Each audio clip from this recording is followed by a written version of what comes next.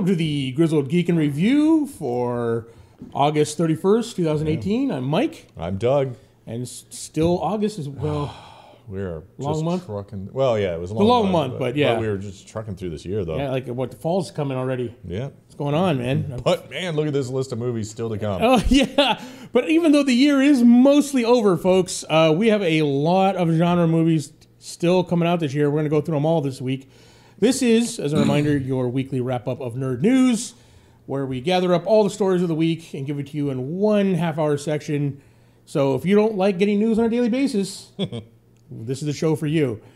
All right, so like Doug said, there's a lot of films coming out this year. You figure the summer blockbuster season is over, right? And it was relatively tame. It was. It would start off with a bang and then kind of like slowly went petered down. So 4 months to go. What do we got? Yeah, 4 months to go. We've got a ton of movies still.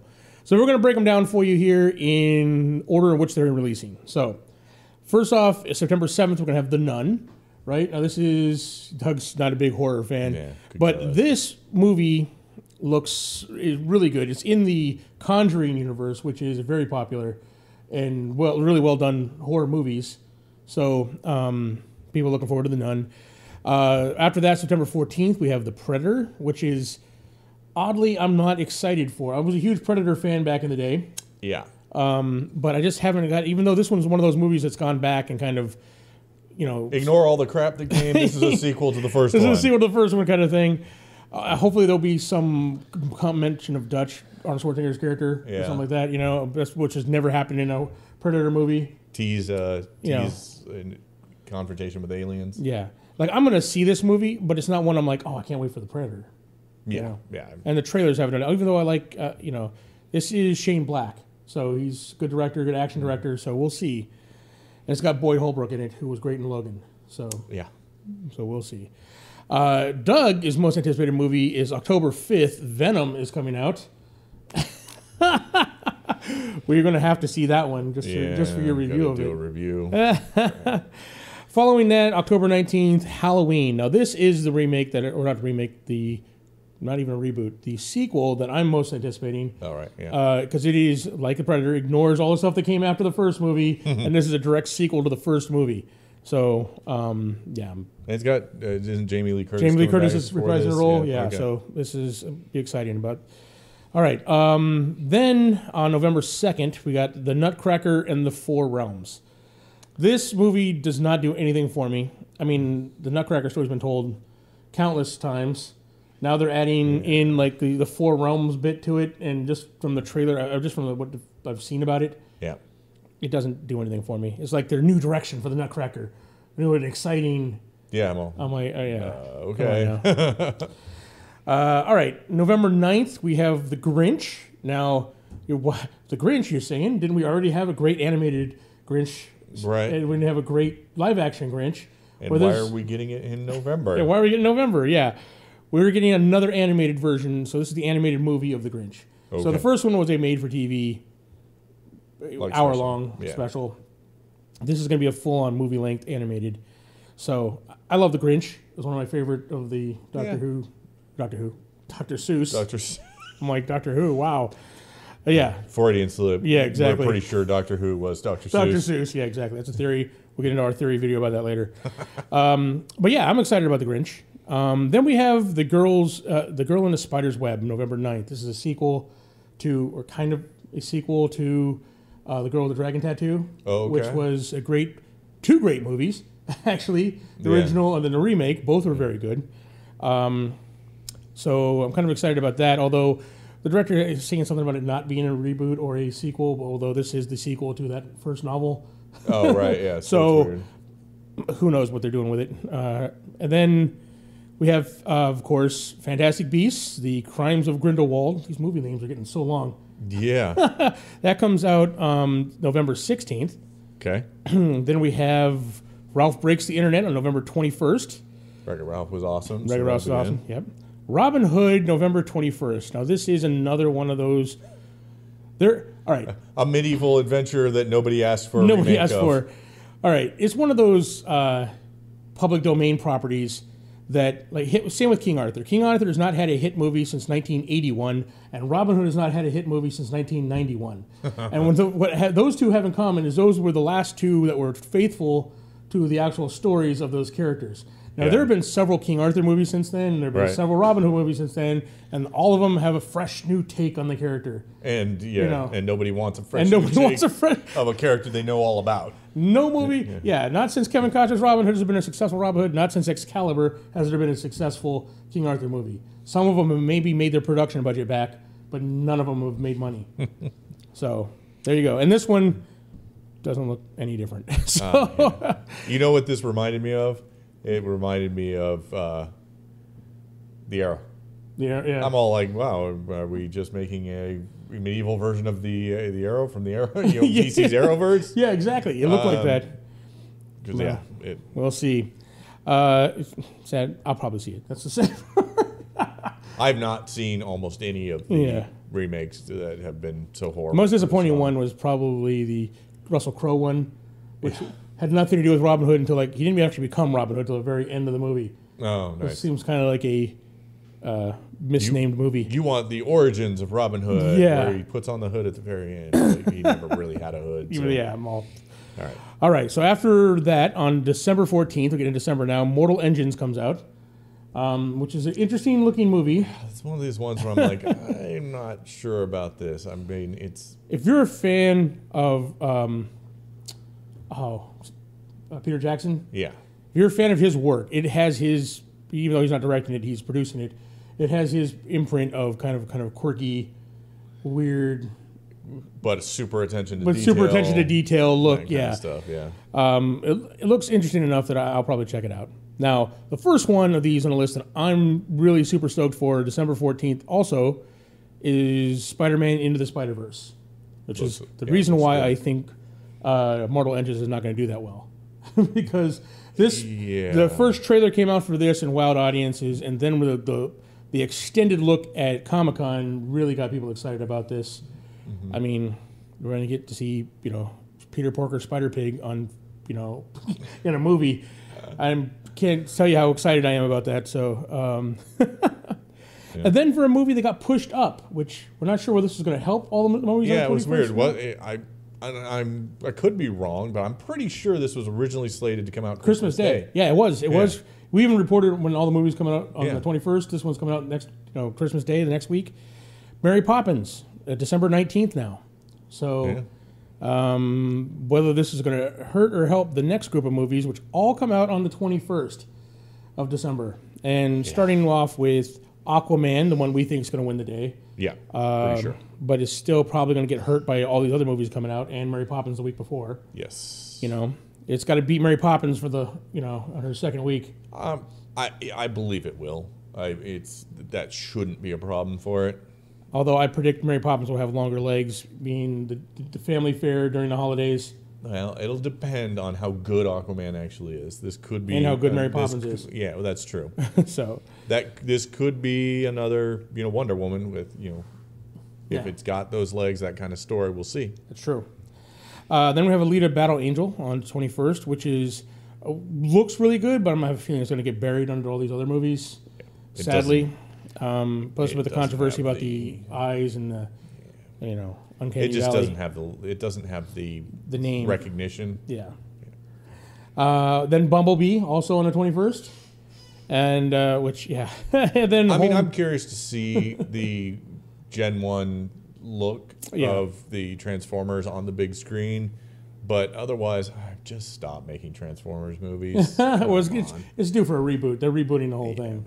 So if this is the look they're going to be going for on the reboot, I'd be happy with that. In fact, I'm going to get to see Gen 1, the Transformers I know, how they look anyway, on the screen. I'm excited about that. Yeah. And then lastly, Holmes and Watson, December 21st, a must-watch for us, but probably not on that day. It's not going to, It will be a distant 4th, 5th, 6th. Yeah. But it looks, it looks hilarious. Yeah. You can't go wrong with Will Ferrell and John C. Reilly. Yeah. All right, so those are the list. A ton of genre movies still yet to go. There's only 4 months left in the year, guys. But there are other non-genre movies that are coming out The genre movies aren't taking over the box office. There's 3 that I've got here as honorable mentions, which are ones that I'm definitely looking forward to and want to see. And that is First Man on October 1st, October 12th, sorry. And this is going to be like the first man on the moon. Right. You know, Neil Armstrong. Neil Armstrong documentary. Looks really good and it's getting a ton of buzz. Bohemian Rhapsody, November 2nd, which also looks very really good. Yeah. Yep. And Creed 2, November 21st. So that is... I guess I need to see the first one. Yeah, you do. You do. Oh, my goodness. And plus, super excited because Creed 1 was so good.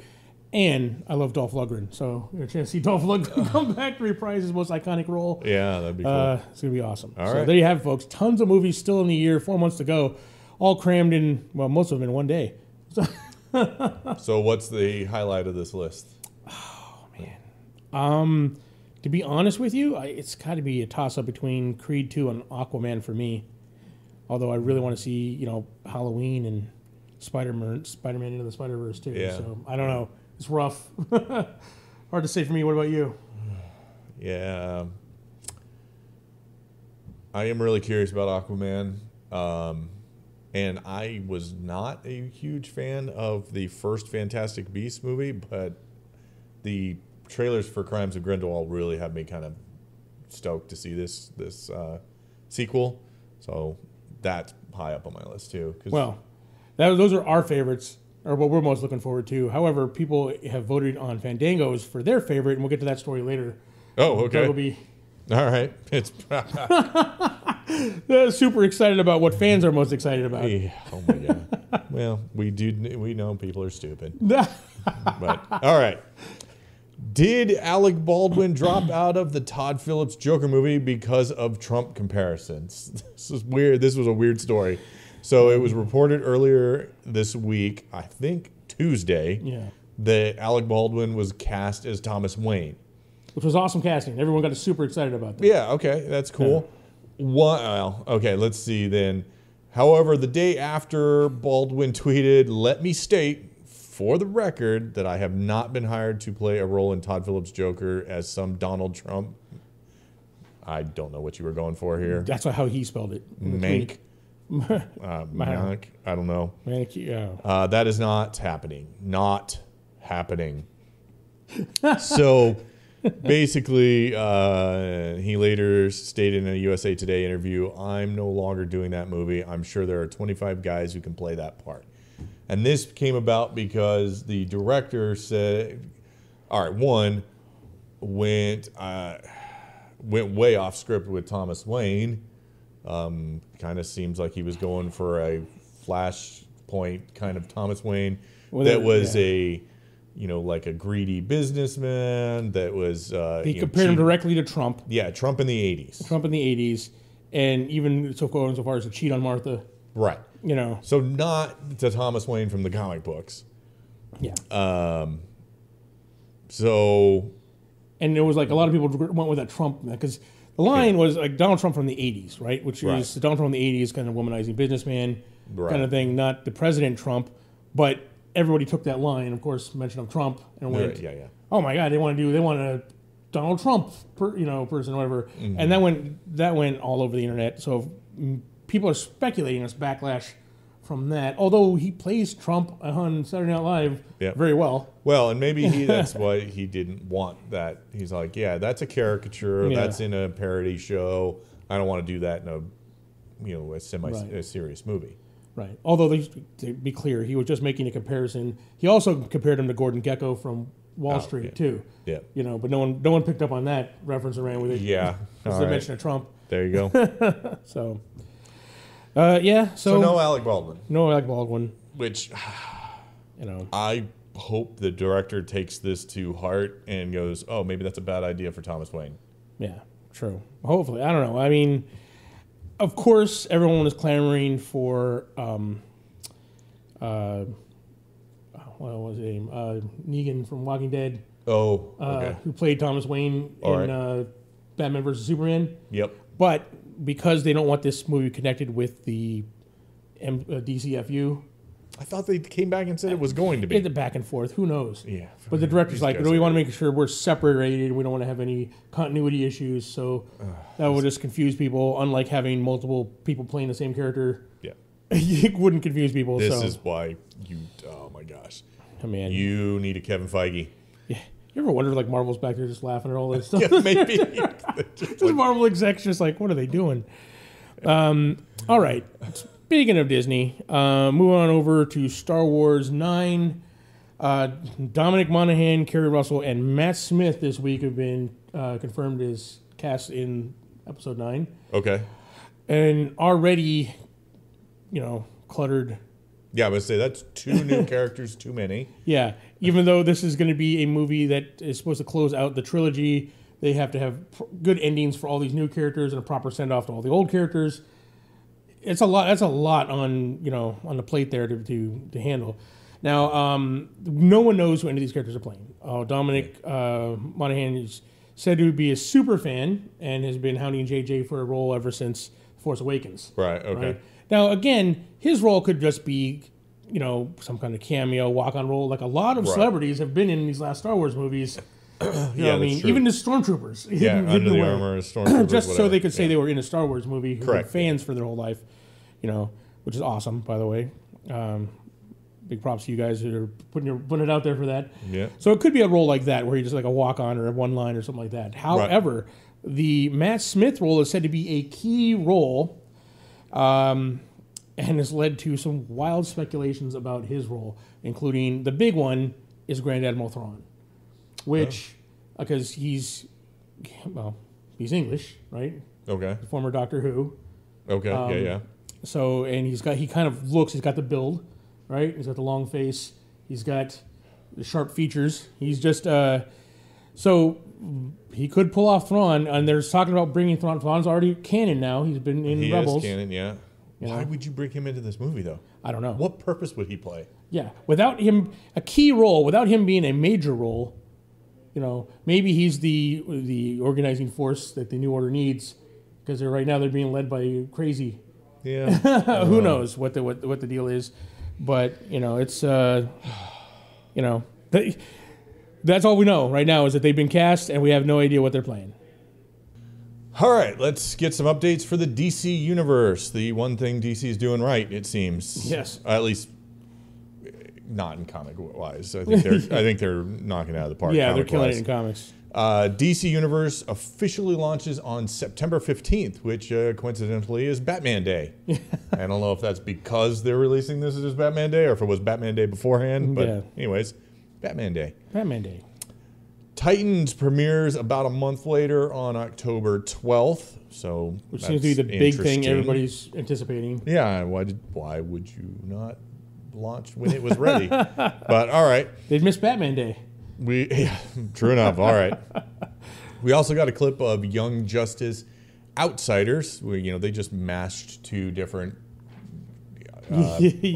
groups together, and but that's going to feature, or the clip features Nightwing, and confirms that Barbara Gordon will take up the mantle of Oracle, which is awesome. Which is awesome. Now, Young Justice was a great animated series that ended too early. I'm glad it's getting a second life here on this. Well, I'm pretty sure it had an actual comic book. Yeah. It was like, well, I don't know what it was in the cartoon, but in the comics, I think it was Superboy. It was Superboy. The clone Superboy, the Kid Flash, and I don't remember who else was. It was was a Wonder Woman or the. Oh yeah, Donna Troy. And whoever else. Some like basically. There was Supergirl too. It was Supergirl. Oh, Supergirl. Yeah, okay. I remember. Yeah, it was a great. I didn't watch it all the way through, but I watched several episodes of it. So it was the like episode, which is awesome. Young version of Justice League. Yes. Whereas the Outsiders were like misfits that Batman wrangled up together to go to kind of keep out of trouble and to use as like an auxiliary almost. So I'm like these don't really mix. Outsiders were like an X-Men ripoff. DC, but kind of right. But it kind of got its own identity later on. But yes, that was the original idea.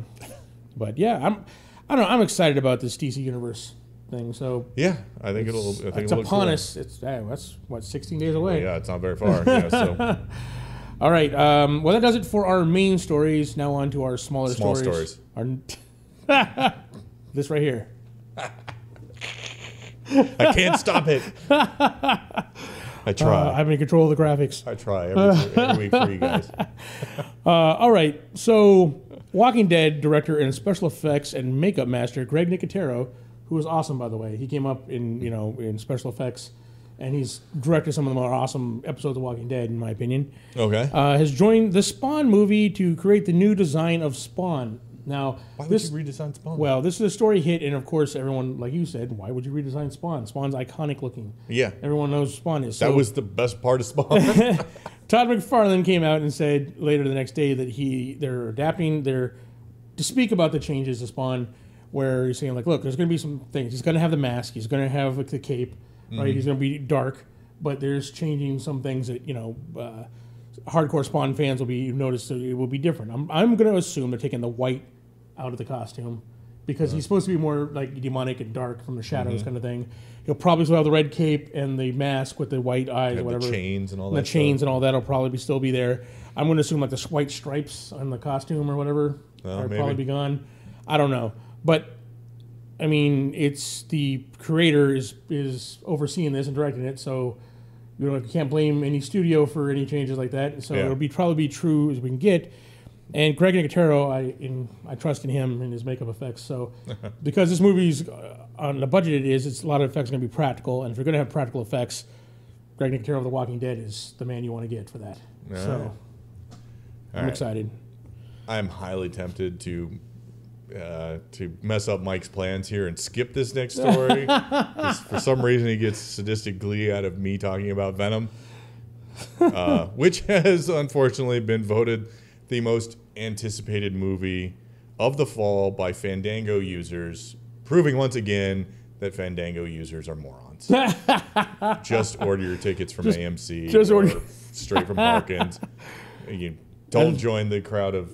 Yeah, harkening back to the first story, yes. Most anticipated movie is Spawn, according to Fandango users. Is it people just love a train wreck, or what? People are excited about this. Well, here's the thing. I mean, he looks cool.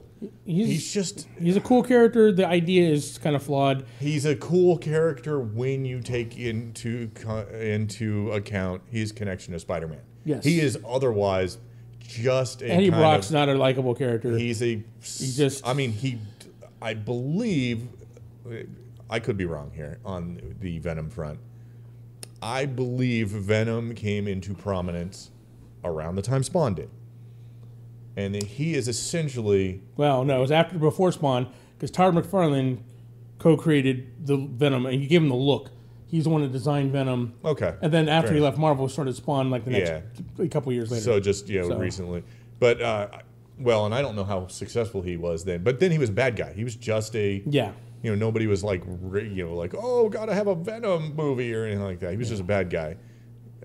Anyways, Venom's a stupid character. Well, he's not a stupid character. This movie is a stupid idea. It's a stupid idea. How about that? I am torn between my hope that they do a good Venom movie and it not doing good, because that doing good signals a whole other universe of bad ideas. Yeah. Like the Silver Sable movie and, all these other Sony movies. I would rather see a Silver Sable movie than a Venom movie. Wow. I actually liked Silver Sable. Again, she was just a supporting character. As a supporting character, yeah, not as a... Yeah. I mean, she does have an interesting background, and so... Again, we'll get Black Cat before we get Silver Sable, though. Probably. Which is also a horrible idea, devoid of Spider-Man, because she's just a Catwoman ripoff. Yes, absolutely. So, all right, anyways. And her biggest thing is her crush on Spider-Man. Yep. Which is not... Which you couldn't do if you... Okay. What are you people doing? I don't know. Well, Sony's like, we need something. This is what we have. Yeah. All right. Moving on. Speaking of the Disney universe, Disney, or the DC universe, Disney also has a streaming service coming up. And we've now got some more information about it. They announced the name of their service is Disney Play. I actually like the name. Yeah, I like it too. It fits, and it'll be the focus of the company for 2019, and plans on being significantly cheaper than Netflix. Cool. Significantly cheaper is the quote. Okay. By significantly cheaper, my prediction is $7.99. $7.99, think so? That is significantly cheaper than Netflix now. Right. That's a 40% discount, I think, Right. something along those lines. Now, for all you people that think that this whole Fox merger was about a handful of Marvel characters, you're wrong. That was a bonus to this. What Disney wanted, their focus was content for this service here, right? And that was the main focus of this purchase. It was the massive amount of Fox content that they can stream on this service so they can compete with Netflix. Didn't Fox have the distribution rights for the original Star Wars? New Hope. Yes. So that was a big. Those were also factors involved. Don't get me wrong; that they weren't factors at all. Now you'll be able to see all Star Wars on this Disney Play, and hopefully, we can now get a Blu-ray of the originals. The unmodified original Star Wars. Hopefully, we'll maybe get some unmodified originals. Don't know, but I'm excited about this, and especially at a price point that's. I love that. Even if it's $9.99, I'll be happy. Yes. But with them saying significantly cheaper, I'm thinking $7.99, $8.99 as the price point. Which it's I'm in. Great, yeah. I'm in. They've got enough that I'll love it. All right. Kevin Feige will be receiving the Producers Guild of America David O. Selznick Achievement Award at the 30th annual PGAs on January 19th, 2019. Yes. So congratulations to Kevin Feige. He deserves it. This is the most prestigious producer award. Yeah, I mean, they have. So there is. When you think of what the job of a producer is, I can't think of somebody who has done a better job as a producer of wrangling their product through to success. Yeah, 20 movies, all successful. Yeah. All massively successful. I mean, right? Yeah, even those ones we can pick apart and go, "Oh, The Dark World wasn't that great," or the Hulk movie was kind of a letdown, and blah blah blah. They were still commercially successful movies. Yes, and they still built upon the whole. Exactly. So I mean, you can't argue that. I mean, I don't know if anybody else has done that good a job. Oh, no, so man, so well deserved. Yep. Okay. In weird and probably will never happen news, but would be awesome. Be awesome if it did. Wesley Snipes claims to be actively developing 2 different ideas for Blade 4. Wesley Snipes is still thinking that Blade 4 is going to happen and that he's going to be reprising his role in it. He's been talking to people about, he's got 2 different ideas in the works about it. And now that Black Panther came out and was such a huge hit, because everyone kept saying like Black Panther is the first time we got to see a really awesome, black superhero. That's not true. That's not true. Blade is the one that started this whole thing, even before X-Men, before Spider-Man. Yep. The reason we have the quality of superhero films we have today is because of what Blade did in the 90s. So, and technically, it wasn't a movie, but Luke Cage came out before. True. Yeah, so it's true. I mean, it is obviously underrepresented. Yes, they are. We need more, African American or other, superheroes, or those type of any genre film. It doesn't have to be superhero films. Right. So, but I love Wesley Snipes as Blade. Yes, he's amazing. I would like to see this. I want to see what could become of it. That's right. I'm not real sure how old he is and what shape he's in, because he was in amazing shape for the Blade movies. He could kick a lot of ass. He could do it, man. So I'm hopeful. Black don't crack. He doesn't look old. He's going to be... I don't know, man. Let's get him in shape. Get him out there. Yeah. I would watch. He's dressed all in leather, head to toe. I'd go. Yeah. Definitely. I would totally do it. So. And I wouldn't mind seeing him incorporated into the rest of the DC the rest of the Marvel universe. Yeah. I think it'd be awesome to have a Blade mixed in the mix. I'd like to see him on Netflix in that part of the universe. Oh, that too. Yeah. Wait, aren't they talking? Well, that's Sony. Never mind. See him kill Mobius. Yeah, that would be. Although Mobius is a good guy, so yeah. All right. All right, so you. All right. Ant-Man and the Wasp tops the international box office with a $68 million debut in China. Yeah. Wow. I remember the debut got pushed off in China. That's a good bank in China. Yeah, exactly. I mean, it's the second largest movie. Yeah. This is amazing for China. It's amazing for that level of Marvel movie That would have been amazing in the U.S. 16. Yeah, is that more than it made? No, it made 70 something. Oh, okay. Yeah. It's so But pretty can you darn imagine close, if it had opened in China on time, what the worldwide box office would have been that first week? So, yeah, you got the second largest market with probably the second largest take for it. Yeah. And, yeah, it's solid. Yeah. And it's such a good movie. It is. I mean, it was a good. Number one movie here and internationally once, and now now it tops international again. Yeah. With the just one. I wish you'd looked up what the current total box office That's true. was. Yeah, I should have looked that up. Yeah, definitely way more than the first one. So, all right, we're going to end today's show with a little bit of editorial, I guess. Let's talk about Star Wars Resistance. Now, some of you may know that there's a new Disney show, a cartoon for Star Wars Resistance, which takes place before The Force Awakens. It's going to have Poe Dameron in it. It's going to have General Leia Organa in it. It's going to have BB-8 and that. And it's about Resistance fighter pilots. Now, the first trailer, the teaser, hit online, and people, as usual, talk about Star Wars, lost their minds about how horrible this is. Well, there was two camps, basically. There was quite an outcry about this. Yeah, there was a lot of people who were upset about it. Yeah. And I'll tell you, after watching the Nerdist take on it, I'm a little, you're right. It's a kid's show. Yeah, that's the bottom line here. It's on Disney. It's on the Disney Channel. It's a kids movie. It's a kids show. Yeah. I was upset that they took such a great show in the Clone Wars and canceled it to release another kids show, Rebels. To go from one that was pretty much 18 audience, probably the teen audience was what was the target with Clone Wars. I don't know, it got more adult towards the end. It did, but it was probably what you would dark. call like a TV-13 or something like that. Yeah. Then they're like, no, we need to go to a younger audience. So then we go to Rebels. I gave up on Rebels the first 4 episodes. Horrible. I was like, this is for kids. The kid show is not for me. Yep. I didn't watch it. People told me after the second season, like, you need to come back and check this out. Yeah. And I'm like, I don't know. I resisted. I did, and oh my goodness. Yeah, it was really good. So. I still wasn't a big fan of the animation comparative to Clone Wars. Yeah. And this is Resistance. It is like they're going, let's take another step back to a even younger audience, and let's take another step back with even cartoonier animation. Yeah. I got to the point where I actually liked the Rebels animation. It wasn't as good as Clone Wars in my opinion, but it was decent. But this you mentioned you thought the ships looked cool, and I guess they were okay. Yeah. But the characters look just too cartoony and inconsistent. Yes. Yeah. There's one scene where you've got Poe Dameron where he looks normal, and you've got another one where it's like, what happened to your face?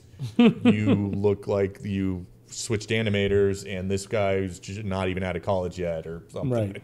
I don't know. It was just like not good. Which those of us who grew up in the 80s, we're kind of used to that kind of animation because you take, like, for example, like the Transformers movie, right? Mm-hmm.